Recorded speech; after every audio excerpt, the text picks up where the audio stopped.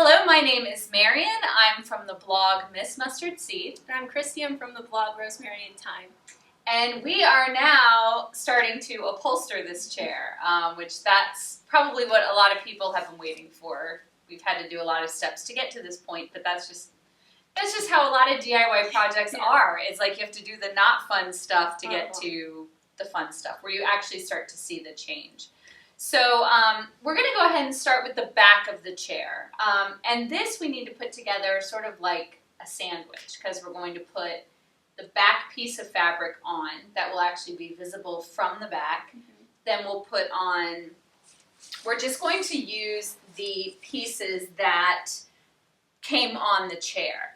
And this is cardboard, which the first time I took apart a chair and saw that there was cardboard in it, I was like, what's with this piece of junk chair, you know? But it's normal. A lot of chairs, a lot of furniture have cardboard in them. Not all of them, but a lot of them do. And then it had this foam. And this foam is actually in good condition. It's nice and it's soft. It still has some movement to it. And it's already cut and shaped for this. So we're just going to reuse it as opposed to getting some new foam. I am going to add an extra layer of batting over it, though, just to add a little bit more softness. And this cardboard does have a rip in it from when we pulled it off, and so we may add some upholstery webbing, which gives it a little bit of added strength. So I kind of gauge it once I start putting the chair back together, what it needs. So every project is going to be different. I think that's the difficult thing about teaching someone to upholster, because everybody has a different scenario. So we'll just show you what we do on this one, and then we'll make other tutorials showing how we handle those chairs. But the supplies that you need, first of all, this is an upholstery staple gun. It is pneumatic. It's connected to a compressor, and you need one of these. Don't try to upholster this chair with one of those little manual ka-chunk, ka-chunk. Because first of all, you cannot get that nose into all of these little corners. And it just does not have enough power to get through all of the layers of fabric and into the wood. It's just going to be so frustrating. Do not get an electric one. Same deal. It's just not enough power. You have got to have one that is pneumatic. So this is air powered. And this is specifically an upholstery staple gun. The difference is that it has a long nose on the end of it. And you do have to be careful with these. This does not have a safety. So as I'm putting my finger, there are no staples in here. What I always do whenever I finish a project is I remove all of the staples, and then so I know it's always empty. So there's just a release here. You open it up and put the staples in. So what kind of staples do you use? You do have to look at the manufacturer of your staple gun to see what type of staples it accepts. Some of them will accept brads as well. And I ordered two different sizes. One is a 1/4 inch. And one is 3/8 inch, so almost a 1/2 inch. I use the 3/8 most of the time, and the difference is the height of the staples. So these I would use for a light duty project. That's the 1/4 inch I would use for light duty. I want to get this fabric like really in there, so I'm going to use the 3/8 inch on this. That's what I use most of the time. So I have a nice big stack of staples. You'd be amazed at how many staples you use. Well, I saw how many we pulled out, so. That's right. That's right.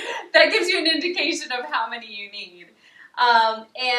So the way I work is I'll just kind of start working on it and see how it goes. So I'm going to put the staples in. Another thing with working with a staple gun, it is a good idea to have some eye protection on. So you have glasses on anyway, so that's a good thing, just in case you have again, I've never had a rogue staple come flying at me, but it's a good idea. I know, like, my mom has had multiple eye surgeries, so she's really, she's always nervous about things hitting her eye. So just a good idea to be safe. Okay, so first of all, I'm going to kind of check for the fit. this is just sort of, And it should fit just in this little it's going to, frame here. yes, it's going to fit in the channel. So I'm just sort of testing it out. And usually I'm working alone. So I'll just sort of hold it there. And I'll use this staple gun to hold it in place. Okay, so I've just put a couple staples in. And this gives me a chance to see how everything is fitting. Now this fabric, it does have a little bit of a stretch to it. So it's all going to fit just fine. Okay, now wait, this is what I did on my first upholstery project. I just started stapling all along and down around here and all this stuff, and I'm pulling on it and stapling, and by the time I get over here, I'm like, there's no fabric. There's no more fabric. So what you want to do is, I kind of think of it as like a north, south, east, west kind of approach, where so I already have my staples in the fabric up north. So I'm going to put one over here and one over here, and I'm going to kind of pull it a little tight. You don't want it to be sagging, and I'm putting this staple right in the channel here, right in that channel. And you can also kind of follow the old staple line. And then I'm gonna put one down here. Okay, so see, now I can staple this whole area and not be worried about, not having enough fabric. That looks pretty good. So I'll kind of show you, maybe I'll show you on this corner and then let you do it.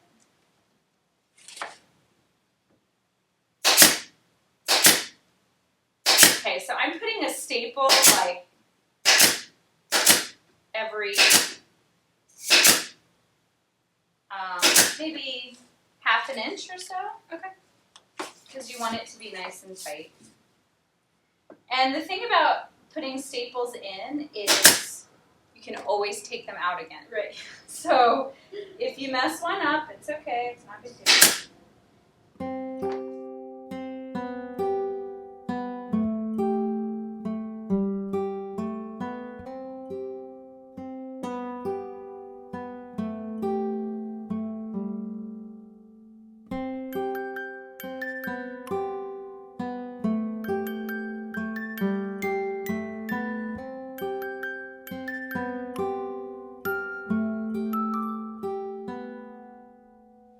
Okay, so we've stapled this all on the back, and Christy was asking, it's not very tight. Mm-hmm. Well, this is just a piece of fabric, so it's only going to be but so supportive, which is why you add the upholstery webbing and the foam and the cardboard and all of that stuff.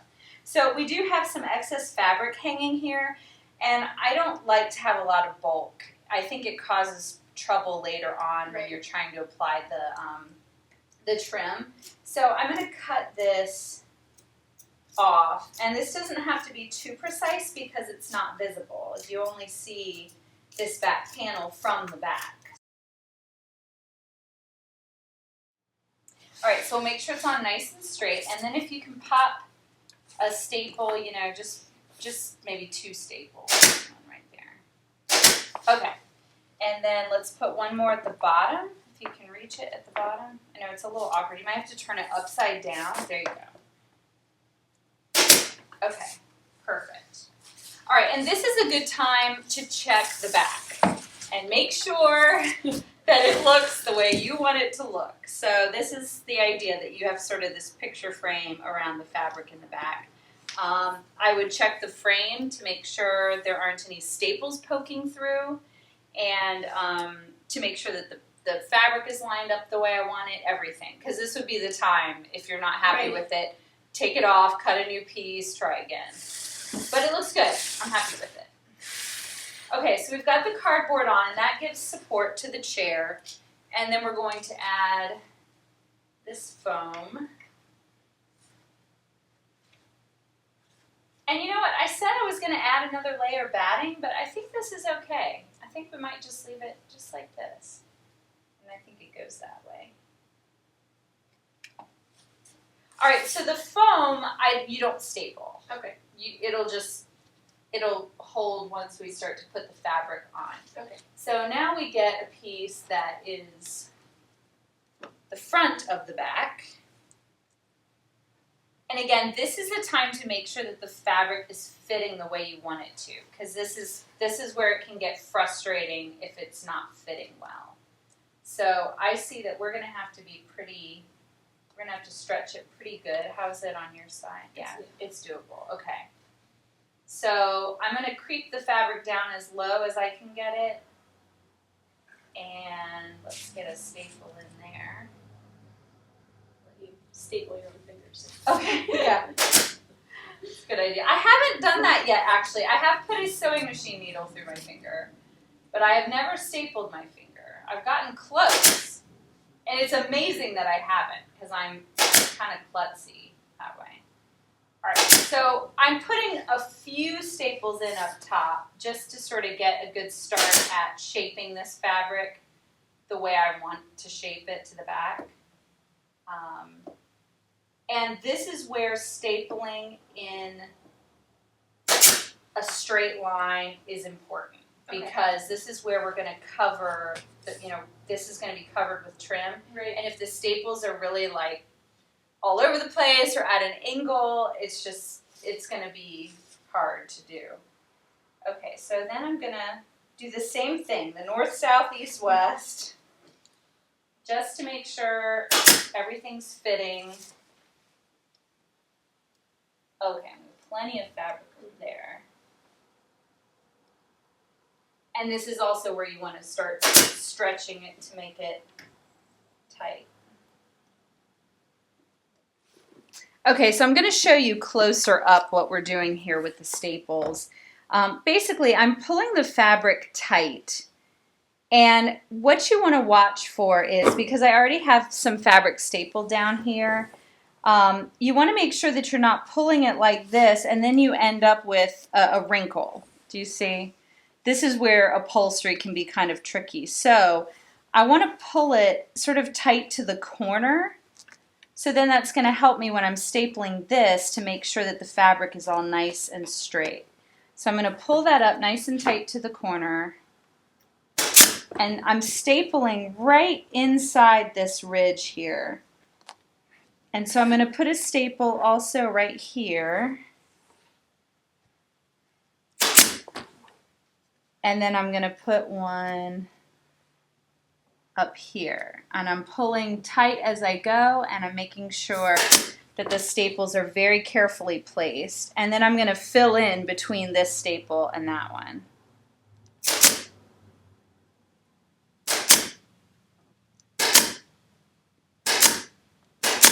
And that way I'm able to do this whole front without, having sort of a wrinkled or bumped area. I think that's the kind of thing that can make upholstery jobs look like it's your first time upholstering a piece.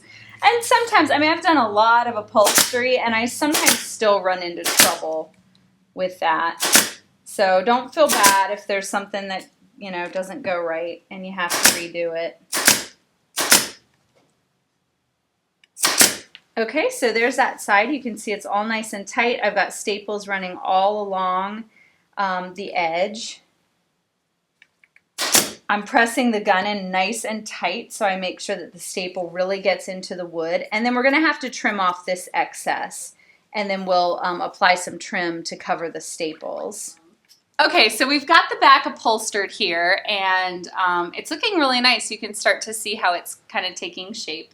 And we had some extra fabric around the edges, so I'm going to trim that off. And the reason why we're trimming it off is because we're going to glue a trim on to cover the staples once we're all done. And we really don't want this fabric flopping out and getting in the way. So the scissors that I use are these scissors that have short shears on them, and it just allows you to get in closer to the fabric. So I'm going to cut this off here. And the scissors are also sort of spring-loaded, so it makes it a little bit easier on your hand, because this is kind of tough. It's just kind of awkward. You're holding the scissors at a really weird angle, and trimming something that's really, you don't have a lot of room to work. So having them spring-loaded makes it a little bit easier. And so this is all done. We've got the back of the back and the front of the back done, and now we're going to work on the arms.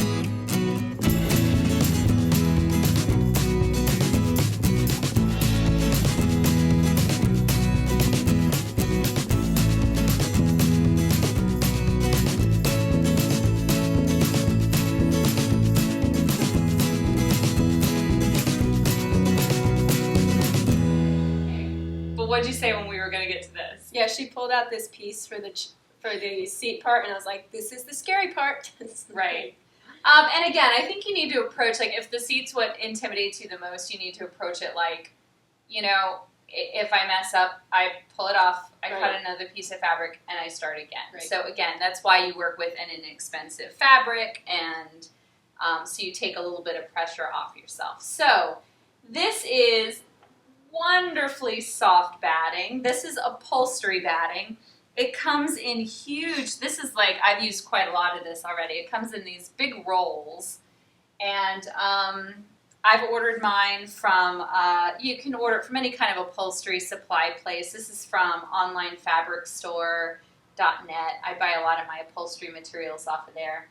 And I'm using this to soften the hard foam, just to give it a little bit of loft, a little bit of softness, and also there's quite a bit of space around the arms, and I don't really like that very much, so I'm really tucking some of it, some of the batting in. So this is a good way to just sort of improve the shape of the chair a little bit. And I'm going to, so I've just laid it on the chair, and I'm going to, now these are very loose cuts. I'm not like making sure I'm super precise. I just want it to be a little bit smaller than the area where I'm going to be stapling. And you can actually even just tear this stuff. This just tears off. But, and then I can always add in a little bit of batting, like that. Just add in a little bit if I need a little bit more. And the fabric is going to hold it all down. So if you want to cut the excess off of your side.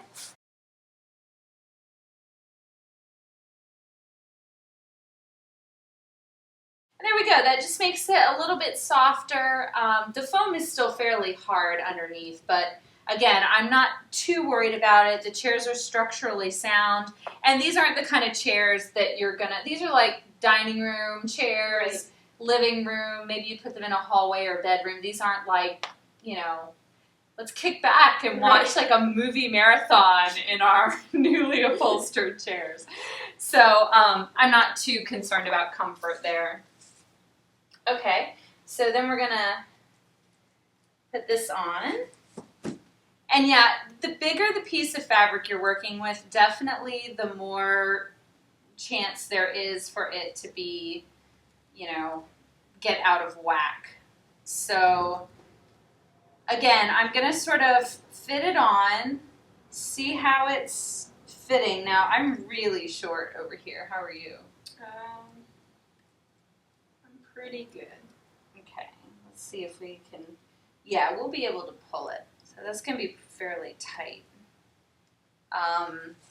Also, when you're working around arms like this, I have a slot cut, but I'm trying to pull and I can't because I need to cut out more fabric so that I'm able to pull it down more. So I'll have to kind of work with that as I get to it. And then these, I think the fabric, it's going to be a little bit tight, just a little, but I think it's going to be okay. Okay, and we look good in the back and good in the front. So the sides are just a little bit, okay, so what we're going to do, now, again, you want to do sort of a north, south, east, west, again, just to make sure that you have enough fabric. When we were working on the arm, what I suggested to Christy is that she shift the fabric to one side so that all of the excess was just on one side as opposed to doing it very evenly and then having to cut all the way around. Now that works on the arm. It's not going to work here. Okay. Here we've got to make sure it's nice and even because we've got these spots cut out for the arms. If we shift it one way, it's not going to line up. So I want to make sure that it's even from front to back, that the armholes line up with the arms, and everything's looking good. So I think this is looking pretty good. So I'm going to start to staple it in place. And I'm not pulling it super tight at this point. I'm just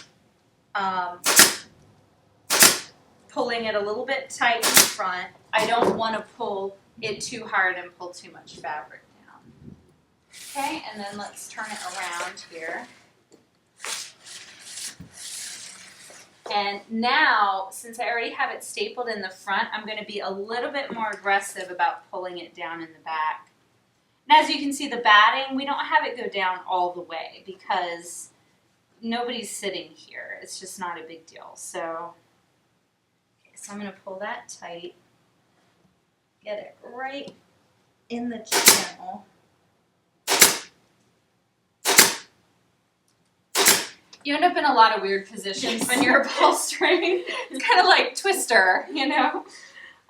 One thing that Christy was saying too that she was really excited about this project is it's no-sew. Yeah. And not every upholstery project is like that. There are some you are going to have to sew on, but this style of chair, without a cushion, it's no sewing. So yeah, and I was just saying that I think for me when I think of the word upholstery, I have this like buzzword of like, oh no, there's sewing involved, and it kind of scares me, but working on this project has kind of alleviated that concern. yeah.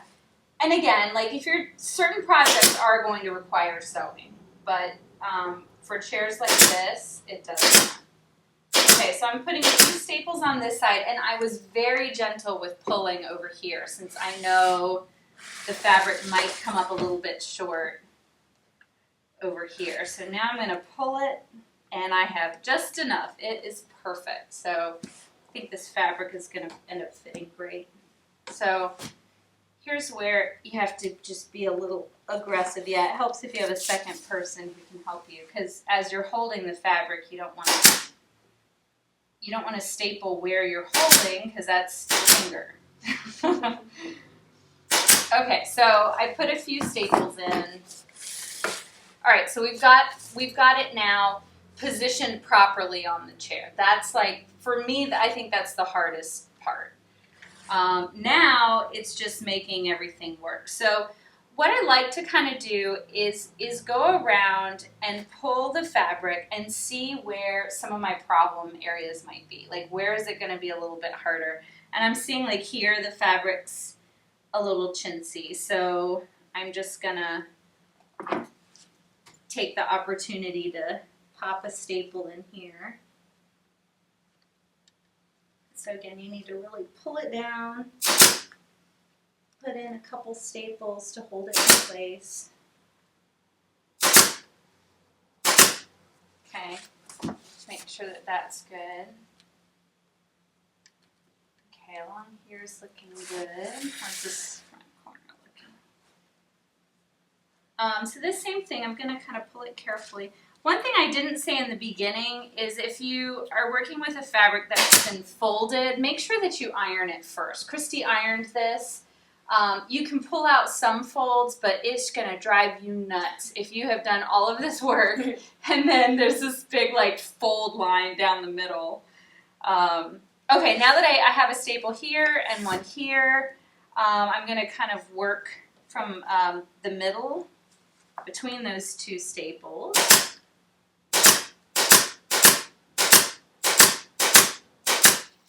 We just had the compressor cut on, which it's very loud and obnoxious, and it always scares us. Okay, so right here, where I cut out a space for the arm, there's not quite enough room for the arm. So I'm going to make a couple of cuts. Now this is where you have to just be careful and work just a little bit at a time. Okay, so I cut some fabric and it's not quite enough. I'm going to cut just a little bit more. I'm cutting a slit on either side of the arm to allow for a fold, like a tab, I guess I would call it. Okay, that's almost there. I need just a little bit more. Because you definitely don't want to get it too, you don't want to go too far with it. So see, now that fits perfectly. Okay, so with the tab, we're going to fold it under.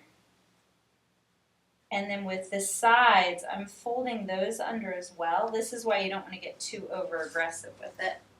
So I'm folding it under to sort of encapsulate the, good word there, right? SAT worthy right there. Technical upholstery term, encapsulate. I don't know what they would call it actually. What I'm doing though is sort of surrounding the batting with the fabric.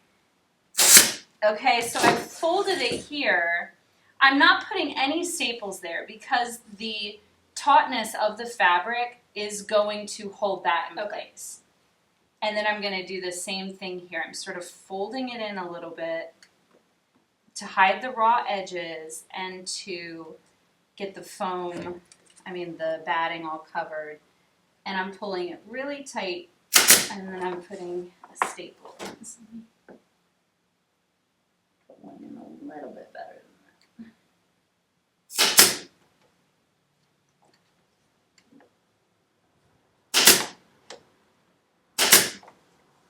Okay? And you can see it doesn't, it's not shifting or anything to show it's nice and clean. So that's good to go. And now what you also want to make sure is that you're pulling the fabric at with the same amount of tension. Right. So you don't have it like really tight in one space and then loose in the next, because then you'll end up with it's kind of bulgy. Sure. Another technical, bulgy. Don't want a bulgy chair. Absolutely not.